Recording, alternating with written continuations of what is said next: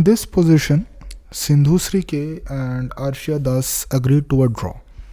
Sindhusree had the black pieces, Arshiya had the white pieces. It's a rook versus knight endgame, which looks simple at first, but it is deceptively tough. Now let's try to understand first, why did Sindhusree agree to a draw in this position. It does seem that black has a rook over a knight, which is of course a big advantage. Then also black has this passed pawn, possibility of creating yet another passed pawn on the h file. But we have to also count the trumps of white, which is these two passed pawns over here. Maybe this is the reason Sindhusree thought this is a draw, but it's actually not. And it's very interesting to analyze this endgame. There are two major factors in this ending which you will soon realize. One is cutting off the white king, both in the h file and in the e file, multiple times later. And the second one is zugzwang, putting white in such a position that they cannot move any of their pieces in a way which will give them any benefit. Instead, each of the move they make actually leads them into a losing position. But how to do that? The starting step is what we just talked about, rook e3, cutting off the white king. This is very important you do this because these are the only two squares the white king can go to, c5 and d5. Going to either one of them will result in this pawn moving ahead, becoming a queen. You cannot do that. For the same reason you cannot move the knight, because moving the knight allows you to just go rook h3, take this pawn, that's a win. So the only thing which you can possibly do is move these pawns forward. And these pawns will also eventually come to a halt, and at that point black will have a winning position. Now this all sounds very good in theory, but in practice it's quite difficult. Let's try to see what happens if white pushes the pawns and does not give up their h pawn. b5, king b6, knight e4 now. Now this knight e4 compared to knight e4, a move ahead, is actually quite different. We'll get into that. Because after rook h3, now white has this very nice idea, knight d6. And this is actually a very tricky move in the sense, because you will think, okay, I finally got the h pawn, let's capture it and I'll win now. But rook h4 is actually a blunder. It's a blunder because c5 check, king a7, b6 check, king a6, b7, king a7, c7. And now it becomes apparent that these two pawns are actually quite strong. Maybe this is the sort of position Sindhusree thought about while thinking this position is good to agree for draw, because this is actually very dangerous for black now. Black has to be careful, keep their king parked here, because these two pawns, they aren't getting movement right now. They might get later, but not now. So this position leads to a draw. So after rook h3, knight d6, what exactly to do? Well, you have to be careful. You have to prevent the counterplay white is getting on the b and c files with king c7. King c7 is a very important move because now you are stopping these two pawns in a way. c5, and now comes rook b3. You give up your ambitions on the h file for now, come back to attack these two pawns. b6 check, king c6, b7, and now you start to utilize what trumps you have in the position, which is of course the f pawn, f3, knight e4, rook takes b7, king e3, rook b3 check, king f2, king d5, and it becomes clear that black is the one having a big advantage. Black is completely winning in this position because the knight is attacked. The knight has to move, then this pawn will fall. So will fall the h4 pawn at some point, and with two pawns, a rook over a knight, black should win very easily.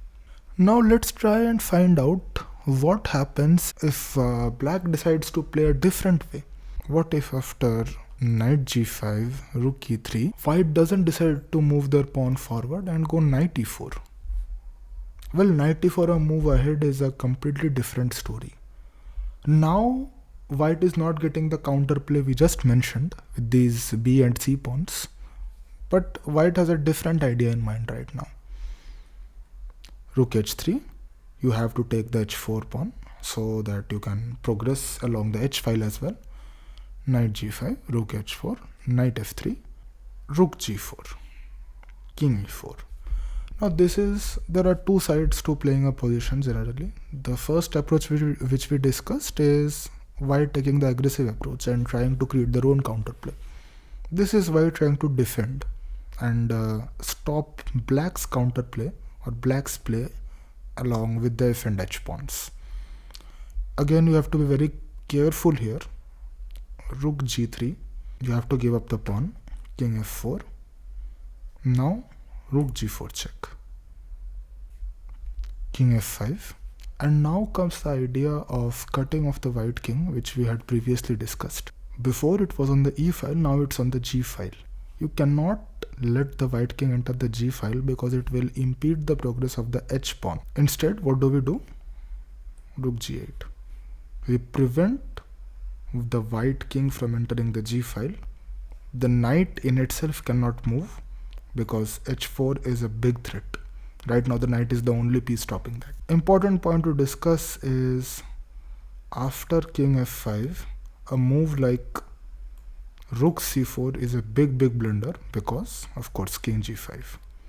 We cannot let the white king enter the g file because then the h pawn has no future. Okay, so rook g8, c5, rook g3, king f4, rook g4 check, king f5, king a6.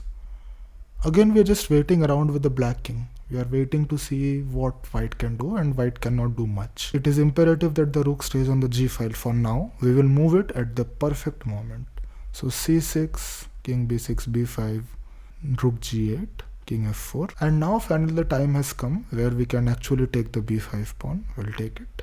c7, king b6, queens takes.